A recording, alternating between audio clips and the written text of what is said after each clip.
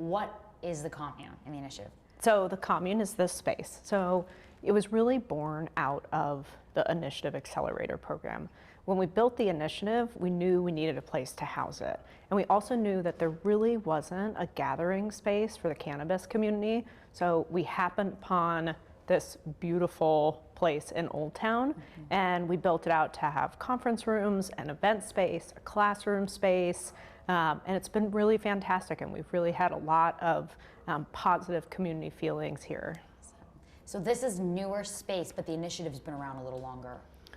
We started building out the initiative in December, January, 2017, 2018, and when we knew we could fund the program, we started looking for a place. And this is one of the very first places we found, and it's obviously quite lovely here. That's awesome. So tell me about the initiative itself. So the initiative is a business accelerator for female founders in the cannabis space. So we take female-founded companies that are already in existence. We bring them on for 12 weeks. We help support them, and then we help them find funding at the end of the program. And why women only? Why women? Well, I believe that the cannabis industry is this very brand new opportunity. I think sometimes if you're in this space, it feels like it's so mature, but the truth is we're just at the very beginning. And we have an opportunity with a new industry like this to be able to make sure that we see gender parity, gender equity, inclusivity, unlike any other space that we've seen. And also because we know that women receive less funding, we know that women have more of a problem raising money from venture capital, and this is a very capital intensive space. So one, we believe in funding women. Two, we believe the cannabis industry is a great place for women to find a home. And there's something unique about the industry itself, not even just the fact that it is new. There's not as much, there's not as many traditional institutions kind of ingrained in it, but also just like cannabis as a whole. Do you feel like more women are attracted to want to work in this field? We picked for this program to focus, at least for this round, primarily on consumer packaged goods. And I do think that women who tend to be makers are very much drawn to the consumer packaged goods space. And so, do I think that women are drawn more to the cannabis industry than men? I don't think so. Do I think that there's this place where the cannabis industry and the maker community and women meet each other that's really special? Absolutely. Okay. So this specific, you would call it a cohort? Yes. This specific cohort's about packaged goods, so like edibles mainly? Edibles, topicals, vape pens. We have a sports recovery line. So it's really quite a varied group. We do have one technology company and one inventor here, but 6 out of the 8 of the cohort are consumer packaged goods. And how many people are in the cohort? There are 15 individuals and 8 companies. So one thing you just mentioned, and I want to touch on, is when we say cannabis industry, I mean, that's like a plethora of things. Yes. Talk a little, it's not just the people, obviously the bud tenders or the people that farm and grow, talk about what that entails. So when we think about the cannabis industry, I think the first thing that comes to mind are weed growers, right? But it's so much more than that. It's growers, it's dispensaries, it's processors, it's makers like we talked about, and then it's all of the support and ancillary businesses, security, attorneys, consultants, CPAs, labs, and all the equipment makers, right? The people who manufacture the cartridges, the people who manufacture the containers that all the cannabis goes in. So it's really this huge ecosystem. And so when we say women leadership or women executives, and that's kind of what the story is focusing on, is that there's more women than the national average. They can be anything from attorneys who run their own firms to GMs of dispensaries.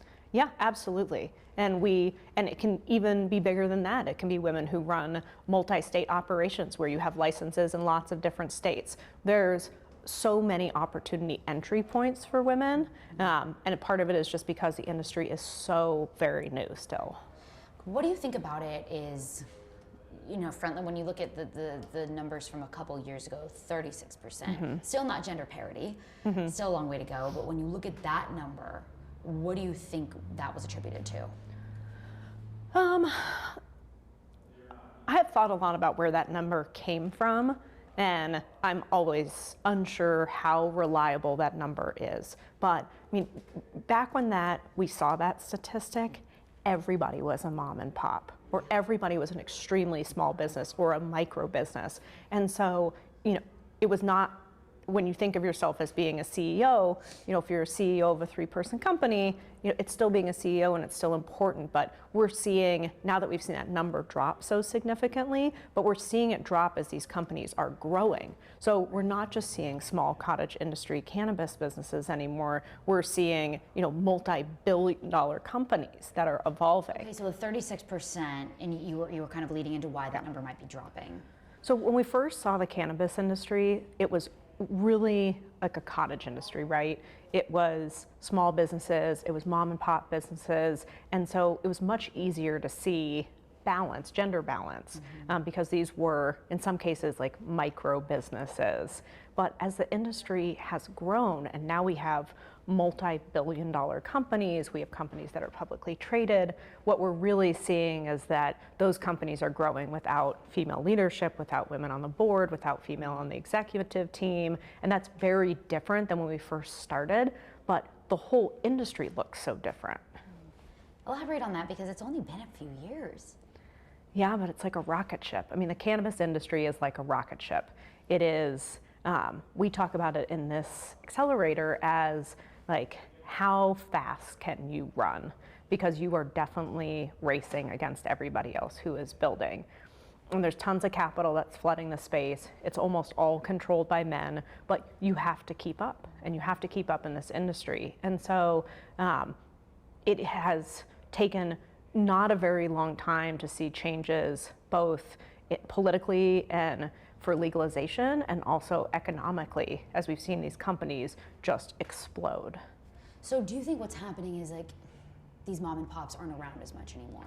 I think the mom and pops are not around as much. I mean, a lot of these businesses still start as mom and pops. So I mean, a lot of these businesses still start small, and then they grow or they get acquired, they expand. But it's very different starting a business in quasi-legalization or at the very beginning of legalization than coming into an industry that we know is going to be the next like $1 trillion industry. So what do you think happens in terms of as it grows? And you mentioned this kind of traditional corporate way. What happens to women?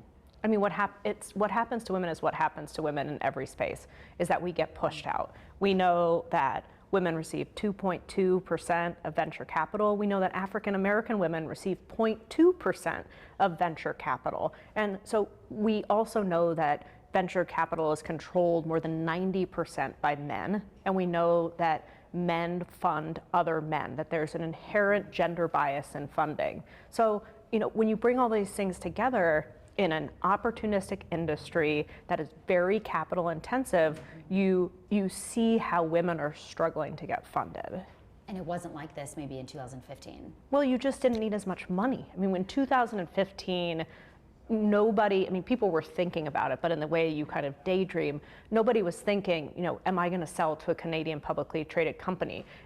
Is Constellation Brands going to invest an enormous amount of money? Is big tobacco actually going to get involved? Are we going to see whole countries legalizing? So even though those may have been kernels of thought, I don't think that people really grasped how quickly we would see that executed on.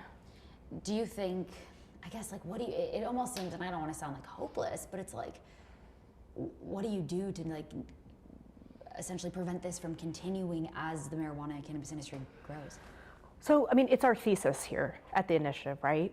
Is that if we can take 8 or 9 or 10 female-run businesses 2 or 3 or 4 times a year, and we can help support them, we can help network them, we can help fund them, and we do that in enough places that this industry is still small enough that if you have 2 or 3 or 4 or 5 winners, you have maybe a brand unicorn in there, that we have made a huge difference. So I think, women need to be supporting each other. We need to be networking with each other. We need to be, using our dollars in places where women lead teams. We need to be holding the industry accountable more broadly. But here in the little world we can control, we need to make sure that enough female-run companies are successful and funded that we see a statistical shift.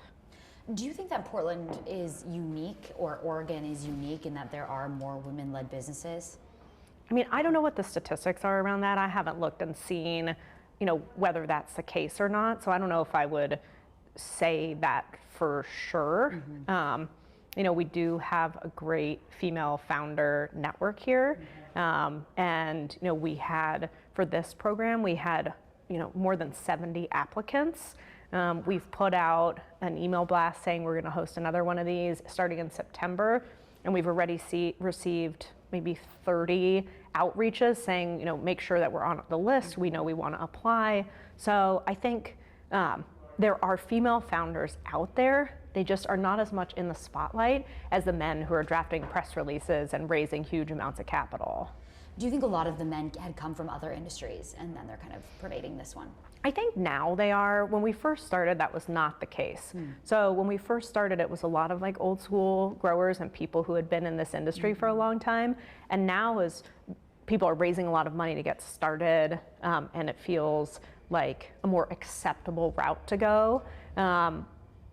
People are building businesses by picking who they think is like the most impressive to go raise money off of. So, you're starting to see people coming from places like Patagonia and Mars and Ambev, not because they know what they're doing in this space, because they do not, but because that's what looks good in a deck. Right.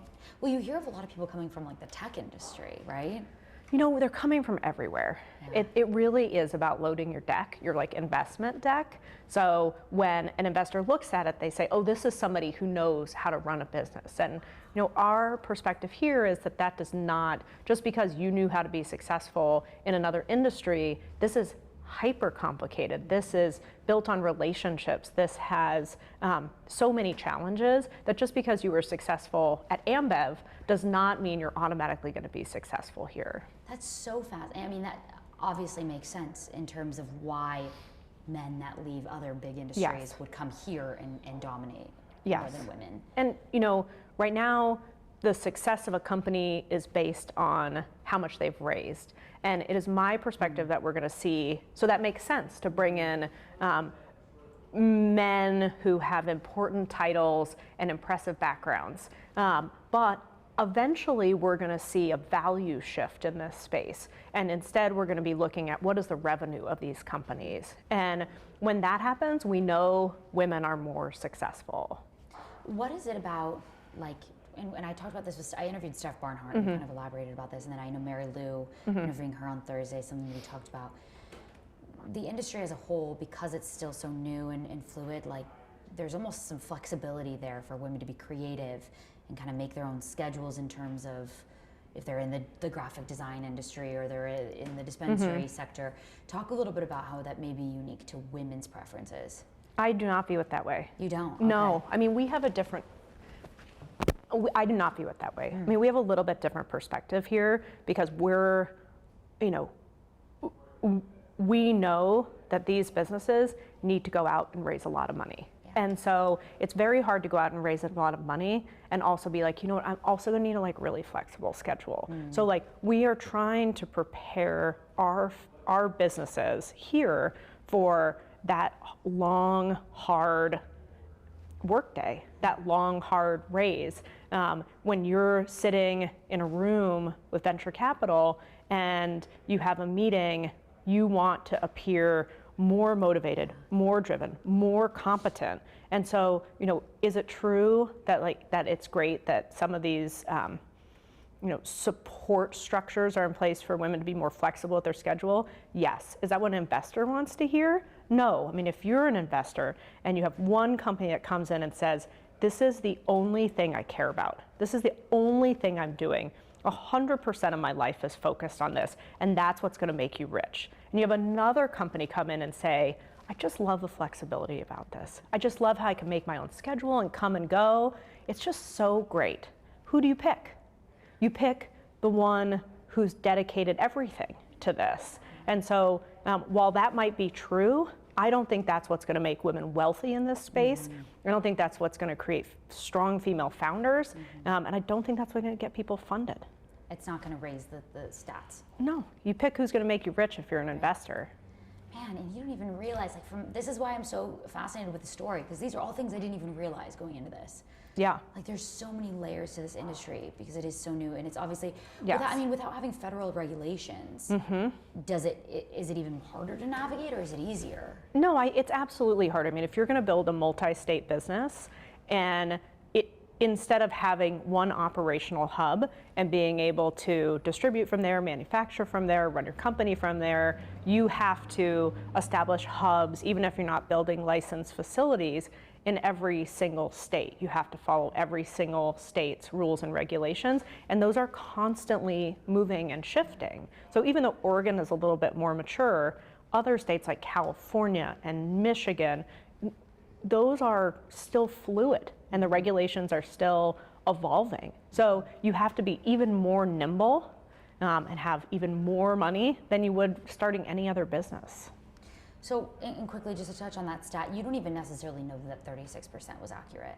I mean, who am I to question numbers? I will trust in the figure. I mean, that's the number that's been used for a long time. Okay. I think it is important as a marker to think about there were more then and there are fewer now. And that's why I think it's a significant number.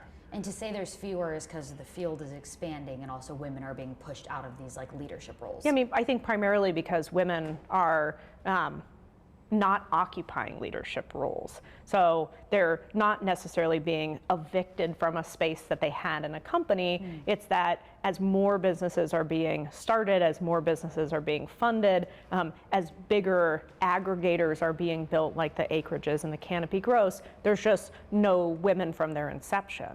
Wow, that's interesting. And so obviously just within a few years, the industry gets flooded with people from all over. Look, it is my perspective.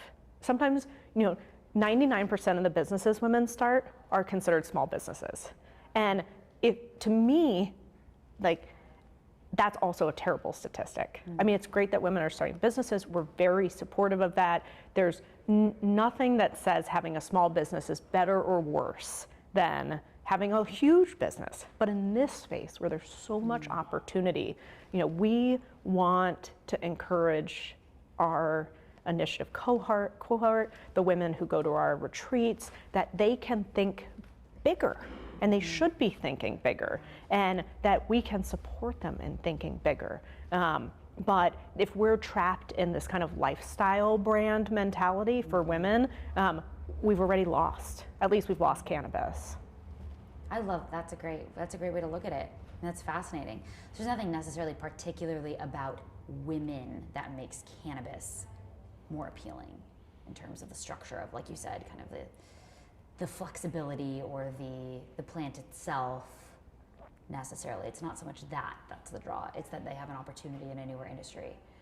Yeah, I mean, from my perspective, I mean, I think that's great. I think it's, if you can have a nice life. If that's what you want. Yeah, I mean, if that's what you want. But I am hopeful that we're just, especially in this industry, it does have so much opportunity to grab that we don't just kind of default to, like I said, a lifestyle brand. I'd like to see at least a portion of us say, I can compete. I am better, I'm faster, I'm smarter, and there's no reason I have to limit myself. And hopefully, we'll start to see some brands, and I think Juana's a great example, that get a real national footprint or international footprint. There's not a brand unicorn story yet in this industry, and I would love to see that be a female-led company. And I know you've got to wrap up. I want to ask you one last question. Oh, 5 minutes. Okay, good. Women in particular bring such a different skill set to any business in any field. Yes. What do you think women particularly bring to the cannabis industry? Well, I mean,